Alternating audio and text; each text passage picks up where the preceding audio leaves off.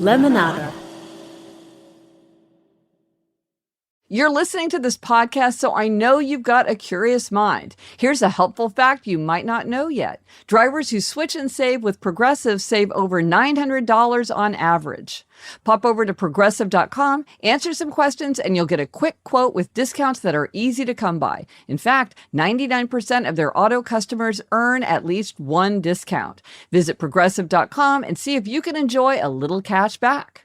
Progressive Casualty Insurance Company and Affiliates. National average 12-month savings of $946 by new customers surveyed who saved with Progressive between June 2024 and May 2025. Potential savings will vary.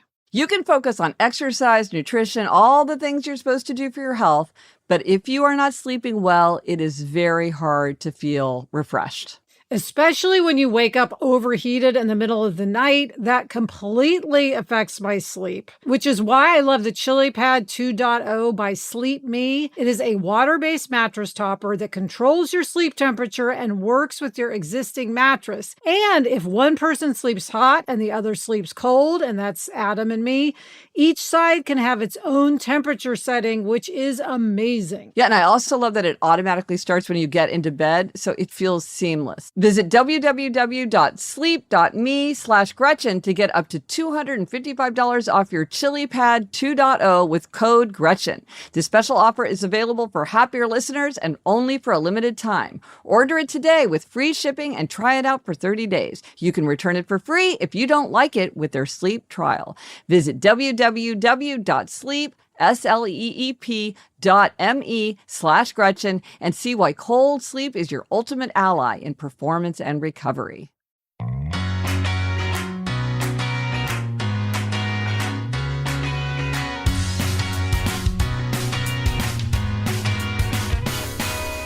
Hello, we're here for More Happier, a podcast where we get happier. Join us for some weekend listening. It's observations and reflections with a looser vibe. Hey, Elizabeth. Hi, Gretch. Today we'll talk about items that have achieved perfection and whether a social trend is happening generally or is it just happening to Elizabeth. But first, something making us happier. Elizabeth, what is something that's making you happier? Well, Gretch, I am definitely in my social season right now. I feel like I'm a bit of a social butterfly. Yeah. And went to the most fun dinner party the other night. And somehow in the back and forth texts about the dinner party, we all decided to bring to the party the worst bottle of wine that we felt we had in our cabinet. Okay. Something that had landed on our shelf that looked questionable. Yeah. Or had a weird name. Sure. Or seemed obscure, but not in a good way. Or we looked it up and saw it was like $4. Not that I have a problem drinking $4 wine. I do it all the time. So what we did is we each brought a bottle and then we did a taste test. I love a taste test. I think people love taste tests. Taste tests are just fun. Yeah. So it kicked off our evening. Before we ate, we went outside. My friend has this beautiful outdoor space. She got out a pitcher to pour the leftover wine if you don't want to drink your whole sip as you do at a real wine tasting. Okay. So we all drank little sips of the wine, and I don't think we finished any of the tastes. I mean, they were all very bad. Really? And then we ranked them, and there were definite winners and losers, although they were all bad. Some were worse than others. And I think we had about 5 to try. And it was just so fun. We were all laughing and arguing over which was the worst bottle and telling the story of how we came to have this bottle. Yes. How long you'd had it. How long. One person said someone had brought it to his house 15 years ago, at least. Yeah. So it was just fun. And it put everybody in a mood of conviviality. Sure. It's kind of silly. And it brought us all together at the beginning of the night. And then we could refer back to it all night. We had fun photos from our bad wine tasting. Yeah. And it's just an example of it's always fun to kind of have a theme or an activity. Yes. You and I talk about that. It doesn't have to be expensive. In this case, what was great is that we were all so happy to get rid of this bottle. Right. And to have it serve a fun purpose. Right. I'm not just going to toss out a bottle of anything. Yeah. But this way, no, we didn't drink the whole bottle, but it served a wonderful purpose. It was used. Yes. It was just so much fun. And probably in a lot of cases, it was a gift in some way or, swag or whatever. But the purpose of a bottle of wine is to make an occasion more enjoyable, either because you love the wine or you feel relaxed or whatever it is. And so it absolutely served its purpose, maybe better than a much fancier bottle of wine because so much was built around it. That is so true, Gretchen. We got more out of those bad bottles of wine than we ever would have gotten out of, $100 bottle of whatever, for sure. This is my issue. I don't know that I could even know that it was a bad bottle of wine. I feel like I have no discernment when it comes to wine. You could do the worst bottle that everybody says scored lowest, and then the $100 bottle of wine or whatever. I'm not sure that I would really be able to tell. Or are you like, oh, Gretchen, you think that, but when you really did a taste test, you would see that you can pick up these distinctions. Exactly. I mean, normally I am not discerning about wine. Wonderful wine is wasted on me. But in this case, you knew. You would have known it was not good because you would have said, oh, I don't want to drink that. Okay. That would have been good for me to be like, oh, I have a little bit of discernment. I don't have a sophisticated ability to tell the difference, but I can tell that this is bad. Yes. That would be good. I would enjoy that. Yeah. Oh, well, what a fun idea. And it just sort of arose spontaneously out of the text. Yes. It wasn't someone's idea. Someone was just kind of joked that they were going to bring this awful bottle of wine they had. And then somebody else said, oh, well, then I'll bring this. And I said, well, I'll bring this. Oh, that's fine. And then someone said, bad wine tasting. Okay. It's just ridiculous how much enjoyment we all got out of it. We were just giggling and having the best time. Oh, that's so fun. Yeah. I love it. Love that idea. Yeah. Whimsy. Yes. Conviviality and clearing clutter. What could be better? Exactly. All right, Gretch, what about you? What is making you happier? There's something specific making me happier, but it actually led me to a bigger insight about myself that's making me even happier as I'm thinking about it. So for some reason, and it wasn't that I heard it because I just thought of it randomly. And I'm not a big music person, Elizabeth. I like songs, but I don't love whole artists, and I don't really listen to music that much. That's just the truth about me. But I was thinking of the American traditional song Shenandoah. Oh, Shenandoah, I long to see you, which was a song, when we were little, we would have music class. And now looking back on it, at the time I didn't think anything of it, but looking back on it, we sang a lot of traditional American songs. That's things like the Erie Canal, like I Got a Mule and Her Name is Sal, John Henry, Shady Grove, these old American traditional songs, or maybe some of them are English traditional songs like Greensleeves or Scarborough Fair, which, by the way, I still to this day can play on the recorder because we learned how to do that in 4th grade. And I just realized I love these traditional songs. Like I would sit and listen to a playlist of these traditional songs. I really love these traditional songs. And then I started thinking about songs like Mule Skinner Blues, which is a Dolly Parton song. And I was like, is that an American traditional song or is that a Dolly Parton original? And it just sounds like it would be a traditional song. I don't know. I was like, I should go look that up. And then I thought, the thing about me is I like those kind of old songs. So if I had to say categories of songs that I really like, music that I really like, more than just like the odd Beatles song here or, whatever. I like carols. I love Christmas carols. I love these folk songs, this American traditional songs. I like the Great American Songbook. That's like Cole Porter type of thing. I do like that. I like madrigals, which is like ye old kind of music. I think maybe I just have really old-fashioned taste in music. Interesting. Maybe I need to be like, that's the kind of music that I like. Fire up the Great American Songbook and I will listen to it for a long time. Whereas if it's more contemporary music, or even I'm talking like the last 50 years, I really just like a song here and there. I don't like to listen to a whole album. I don't know. I'm just thinking through it, but I would listen to Christmas carols for an hour. Right. Whereas I wouldn't listen to an album for an hour Interesting. of somebody modern. Yeah, I don't know. So you do something like, when you're at your weekend house, play the Great American Songbook just in the background? See, I'm going to experiment with that. A lot of times Jamie plays jazz. Now, this is one thing about the weekend house versus our regular house. We don't play music in our regular house, but Jamie regularly puts on music when we are there. And so I think that, that's nice because it makes it a different environment. And it's nice to have the two places feel distinctive. I think for Jamie, it signals, we're kicking back. This is relaxing. Yes. He finds it very relaxing to be there. He cooks more there, which is something he really, really enjoys doing. So he's really leaning into it. Growing up, his mother is extremely musical. So they played music all the time. Jamie knows tons about music. He knows tons of lyrics. He listens to contemporary music. He knows tons about it. When are you listening to this music? Because I never hear you listening to it. But anyway, but he plays jazz. And I'm not a huge fan of jazz because I'm not a huge fan of most kinds of music, but I let him play it. But maybe I should say, hey, let's play the Great American Songbook. Or, hey, let's play American traditional songs.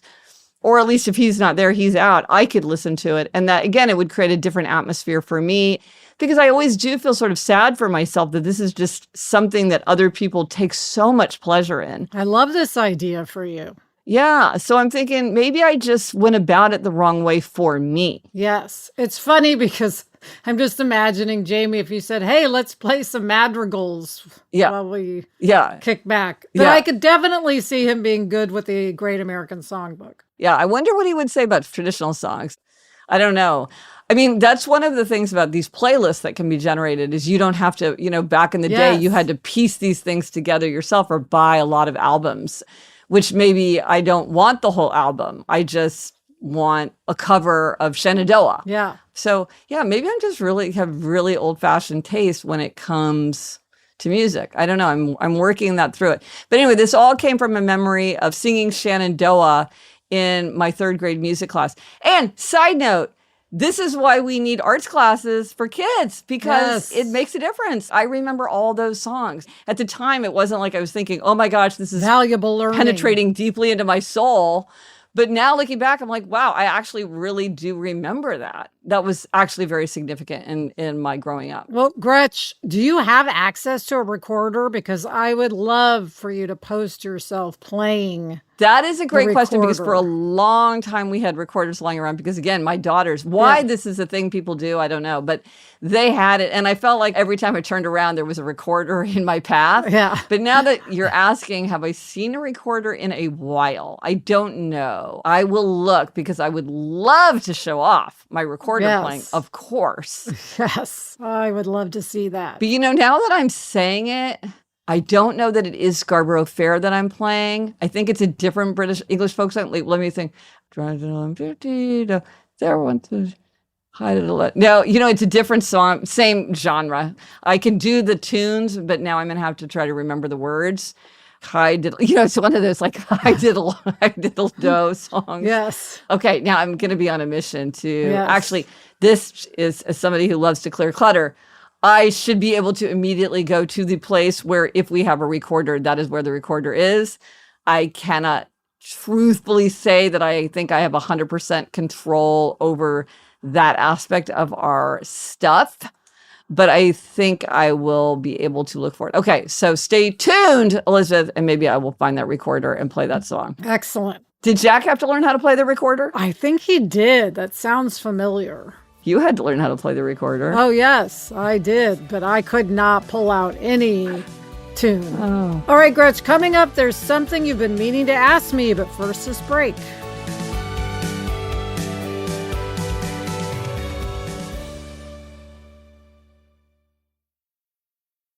This episode of Happier with Gretchen Rubin is brought to you by Alloy Health. Let's be honest, aging can come with some unwelcome changes. Sleep disruptions, brain fog, weight gain, and other menopause symptoms can really affect how we feel day to day. What I like about Alloy is that it's designed specifically for women navigating this stage of life. You complete an intake online and get matched with a menopause specialized physician who creates a personalized treatment plan. And everything happens from home. If approved, your prescription is shipped directly to your door and you have unlimited messaging with your doctor, so support is there when you need it. Join the 95% of women who tried Alloy and saw relief in the first 2 weeks. Head to myalloy.com and use the code HAPPIER and tell them all about your symptoms, and you'll get a fully customized treatment plan and unlimited messaging with your doctor. Plus, you'll get $20 off your first order today. Head to myalloy.com and use code HAPPIER to get $20 off your first order.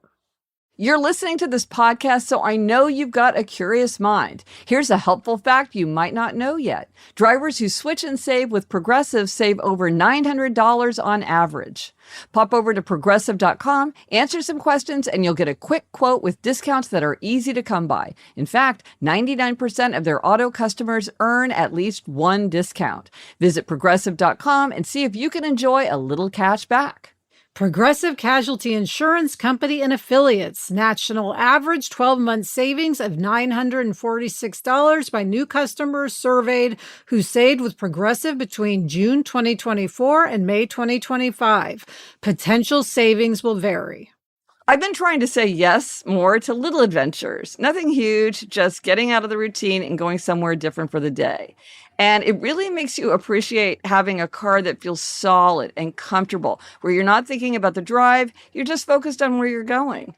That's what stood out to me about the Defender. It has that rugged design, but it also feels really thoughtful inside.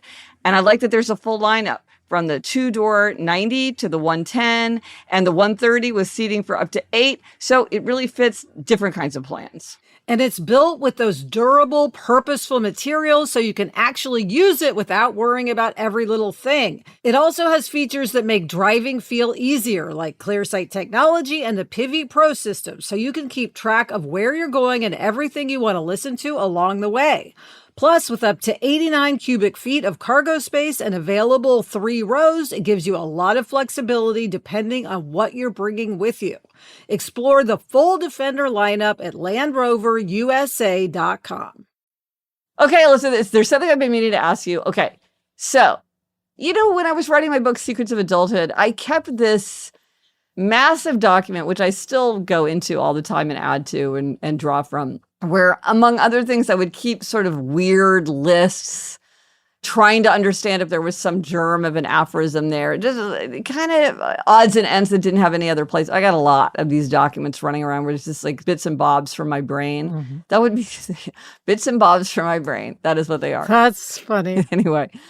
So one of the things that I love, and whenever I find something new to add to it, I feel extremely satisfied, take great joy in it, is a list of things that have achieved perfect and seemingly final form. There are things that seem to have almost stopped evolving because they are now perfected. Now, sometimes these things are not still widely used, and yet we recognize that they are perfected, even though we're not really using them. And so my question is, A, do you agree with my candidates? And B, do you have any candidates of your own? So list your candidates. So again, these are things that have achieved a perfect and final form within margins. Like some of these things, they will have a little bit of differences, but the basic thing is the same. They are totally recognizably what they are, and they can't deviate from that much and still be what they are. The first, a tuxedo. Then blue jeans, saltines, the postcard, Legos. Though actually, maybe Legos have too many variations. Maybe they're still continuing to evolve. Anyway, we can discuss. Gold hoop earrings, or maybe a diamond solitaire earring. I don't know. Are both candidates? Is one the better choice? And these can be real or fake. Obviously, it doesn't have to be a real diamond, a real gold hoop earring. It's just like the idea of a gold hoop or a diamond solitaire. A rectangular painting on canvas. The lunchbox. I love a lunchbox so much. The talk show. The Swiss Army knife. The liquor bottle. The perfume bottle. The album cover, and the baked goods tin. These are things where you're like, oh my gosh, I love this thing as it is, and I don't want it to come in any other way. Do not give me a tin perfume bottle or whatever somebody might do that would, other than the way a perfume bottle is, which is a glass thing. We all know what a perfume bottle is. Yes. What do you think of these candidates? Are there any that don't belong there? Do you contest? Do you agree? What do you think? Well, I love this list. It is very pleasing, Gretchen. It is very you to come up with this list. Yeah. When we say what's the least Gretchen thing, and I forget what your least Gretchen thing is, but this would be a most Gretchen thing. It's coming up with a list of things that have reached their final form. Yeah. I do agree with the list. Now, what's interesting to me, which you mentioned, is that many of these items have infinite variations. Like blue jeans. Blue jeans, for instance. Yes. Constantly change. Yes. The style constantly changes. The length, whether it's high-waisted, low-waisted, mid-waist, the wash of the jean. And yet, everybody knows what blue jeans are. Yes. So I think they still fall into that category. Same with tuxedos. So I would include Legos because I think Legos, no matter how many variations there are, fall in the same category of, you know what a Lego is, regardless of the shape, size, color. Now, the thing about Legos is you could say, okay, but what about this? And what about that? And what about Lincoln Logs? There's something about the Lego that to me seems transcendent in a way that even you say, can a lunchbox be transcendent? And to me, there is a transcendent quality to the lunchbox in that it feels perfected. And I feel like Legos feel perfected in a way that Lincoln Logs do not feel perfected. I love Lincoln Logs. I'm completely charmed by Lincoln Logs. They do not seem iconic and elevated in the way that a Lego does. I agree with you. Also, maybe part of it is that many of these things do have variations. Mm-hmm. The only one of this that doesn't have a variation is actually the saltine. Like, I can't think of any other saltine except for the square cracker, right? I mean, that's a saltine. You can get it without salt. A saltless saltine, an unsaltine. But everything else kind of has so many variations. Sure. That's and true. And maybe that's part of it, is that there's this final form that is so understood that you're able to go outside of it and vary it as much as you want, and yet we all understand what it is. I mean, a baked good tin is a perfect example. You can go into a store in London and they might have 500 different shapes, sizes. Where was it, the store that you and I went into, and it was just baked good tins as far as the eye could see when we were in London together? Remember? Yes. Fordham and Mason. Yes. And it might be shaped like a bus. It might be shaped like a merry-go-round. It might be round or oval or whatever. Yeah. And yet, you know, fundamentally, it is that same baked good tin. And it's very satisfying. But so here's the thing that I'm realizing, though, as I'm looking at this list and as I'm talking to you. Many, many, many things that are not on this list could easily fit into this list as we're defining it. So I do think that there has to be some quality of essential pleasingness to it. The lunchbox is pleasing in a way that other things like the water bottle. Water bottles leave me cold. I do not find any kind of aesthetic satisfaction in a water bottle. But to a lunchbox, speaking of stuff you hang on to for no reason, we have a miniature tin lunchbox that has 3 Disney princesses on the side. And when we were going through the toys, both Eliza and Eleanor were like, okay, we don't need this Disney princess lunchbox. I was like, are you kidding? You're going to have to pry this out of my cold, dead hands. I love this thing. It is so pleasing to me. And I remember being young and picking out a lunchbox. I think we got a lunchbox every year. Yes. There's something about the lunchbox we have a set of cookie tins that are shaped like the alphabet, which is just fun if you're making cookies and you want to spell out a word or something. They came packaged in a tin lunchbox. And by far my favorite thing about these cookie cutters is that they come in the tin. Yeah. And so maybe now that I'm looking at this is, actually you said this is the most Gretchen. Maybe this is things that Gretchen likes. Right. Because I love a tin. one of the things that haunts me is I want to keep every tin that crosses my path. And I'm like, what am I going to do with all these tins? I have nothing to do with them. So I get rid of them, even though I admire them so much. These are very much from my mind, from my taste. But what's interesting, Gretch, is the one that resonates with me the most, I would say, is the perfume bottle. But I am not a big perfume person. But the perfume bottle. What is it about it? The smoothness, the beauty, yes, the luxury feeling of perfume that you don't need it, but you want it. Yes. It signifies maybe being loved if someone gave you perfume. Yeah. It's just interesting. Yeah. And I think liquor bottles, you know, when you go to a bar and they have it backlit so the light is shining through, and it's so beautiful. Yes. I love the way that looks. Interesting, Virginia Woolf in her diaries just said something about how glass is the most beautiful thing because the way the light shines through it.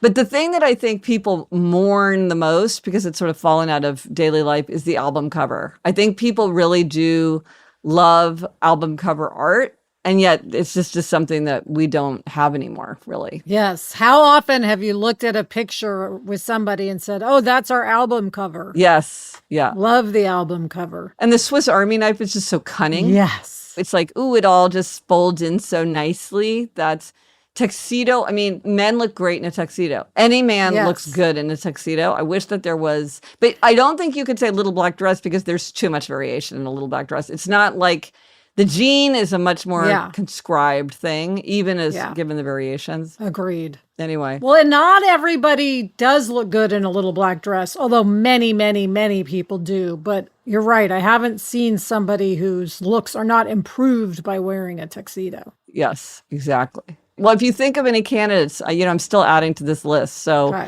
send them my way. But yes, it is a very personal list. Yes. My list might be different from yours. Well, I would love to know your list. Make your list, Elizabeth. Yes. Okay, so this is certain items have achieved a perfect and final form to Gretchen. Yes. Listeners, send us your lists. Oh my gosh, I want to see it. I bet my list will get like 5 times as long. Okay, Gretchen, what is this week's spotlight on a tool? Yes, it is my newsletter, my free weekly newsletter. If you would like a small happiness boost each week, you can check out my 5 Things Making Me Happy newsletter.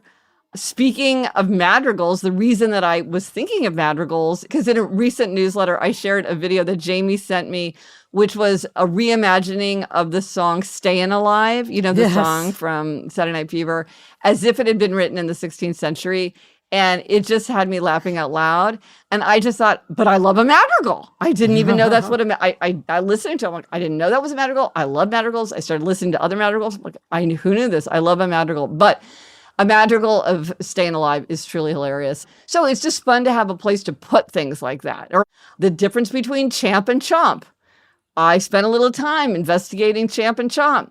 If such things are interesting to you, you can read more about them. You just sign up on my website, GretchenRubin.com or happiercast.com/newsletter. And also, if you go online, you can see what is in previous issues if you want to see what it's like or you want to just scroll through them because they are fun, I think. I have so much fun doing them. It's a very fun thing to do. It's fun to share things that you like. I always learn something new with the 5 Things Making Me Happy newsletter. Well, you're such a good sister. Okay, Gretch, coming up, there's something I've been meaning to tell you, but first, this break.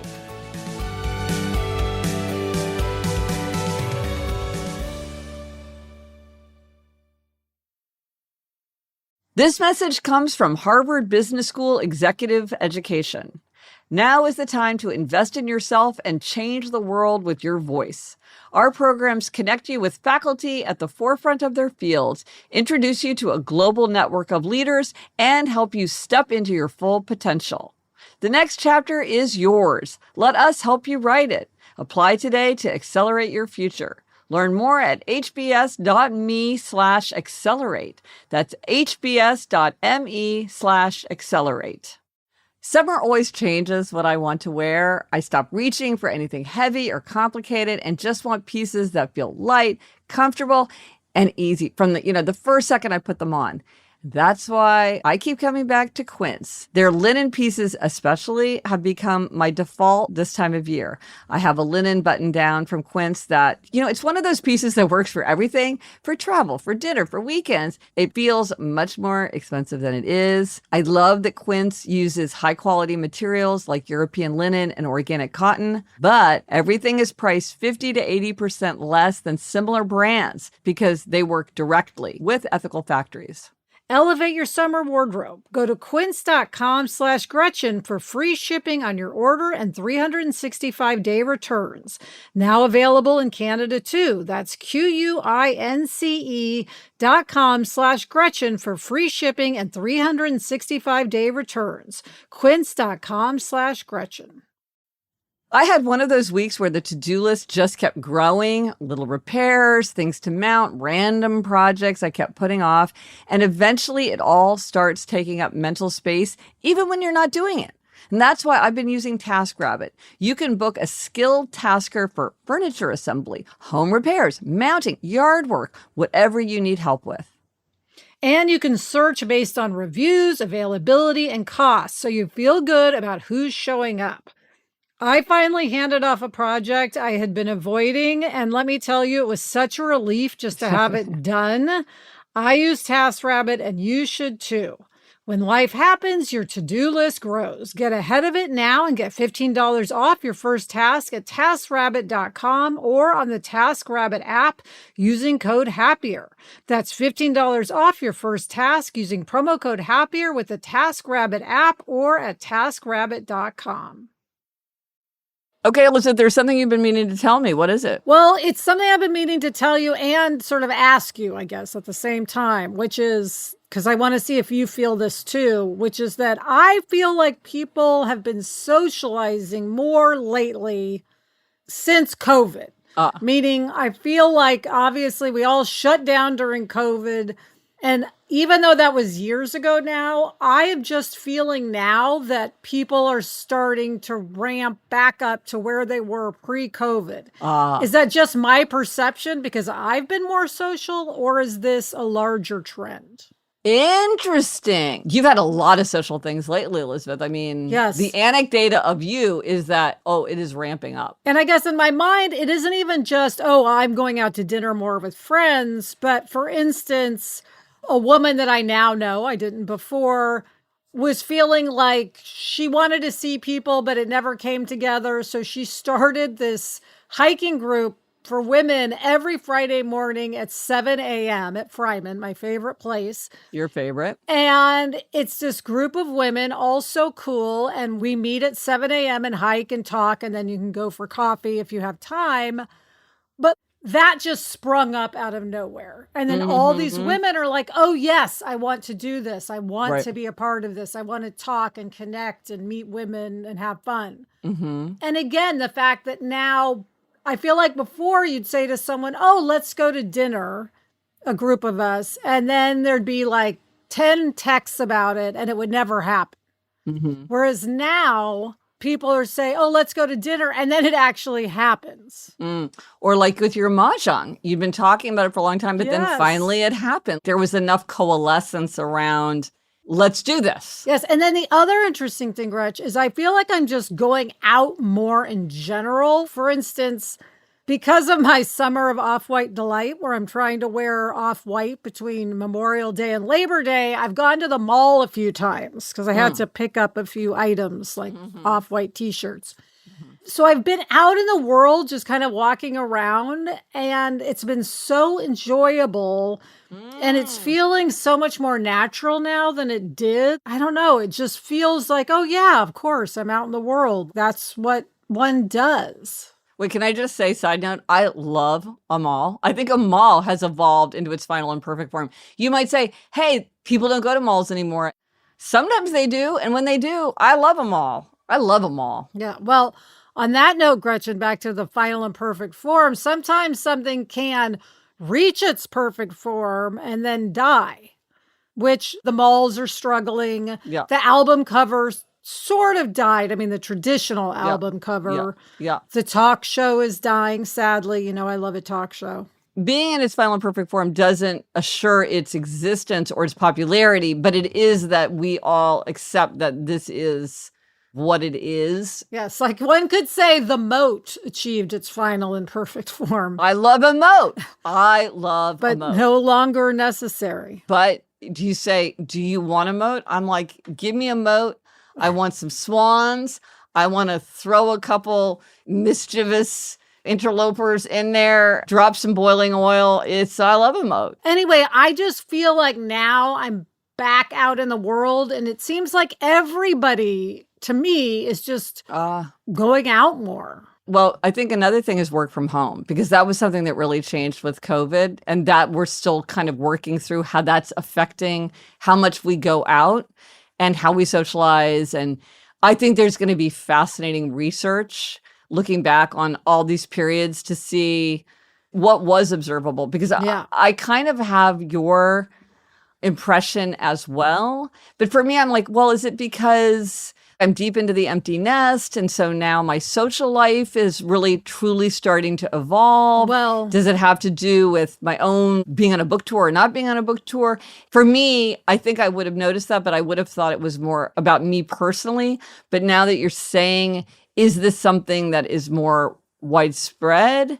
Maybe so. That's interesting. Well, interesting. Also, I will say many women my age, we do have kids who are getting older. Many of them can drive. So it could just be that people are more available. Mm-hmm. And so to me, it's feeling like everyone's going out, but it's really just people in my kind of general vicinity. Right. But also it feels easier. I mean, part of it is, I think, for a long time, socializing and doing things felt draining, like more like I had to recover from it. Yes. Even though I love seeing people. Whereas now it feels more just incorporated into everyday life. Yeah. And that's a great thing. Interesting. So I don't know. Yeah. That is fascinating. And part of socializing too is how willing are other people to make plans and things? Because like you say, if you're sending 10 texts and then nothing happens, that itself is draining. Yes. It's draining to propose and then have things not happen. It's draining to reschedule. What about these dates? Those don't work. What about these dates? You know, scheduling is life. And maybe if everybody is ever so slightly more likely to agree, then you wouldn't have to actually have that much change before all of a sudden many, many more plans would be made. And then when you make plans, you get in the habit of it. You remember how fun it is. Kind of that muscle is increased. It doesn't feel like, oh, well, I went out one night this week. Like, that's my quote, you know, I'm done. Well, and of course, the more connected you are to people, the easier it is to spend time with them. Yes, which, true. Again, makes you do it more. So it all feeds on itself. Which makes you do it more. Okay. Well, I think that is fascinating. I want to think about that in my own life. You've given me much food for thought. Interesting. Okay, Gretchen, what is our quotation this week? This comes from Gertrude Stein, Everybody's Autobiography. I am I because my little dog knows me. The more you think about it, the more layers you see. I am I because my little dog knows me. Love it. So, Elizabeth, are you feeling happier? Yes, I am feeling happier. Thank you to Chuck. Bye, Gretch. Bye, Elizabeth. The best time to start a happiness project is 20 years ago. The second best time is now.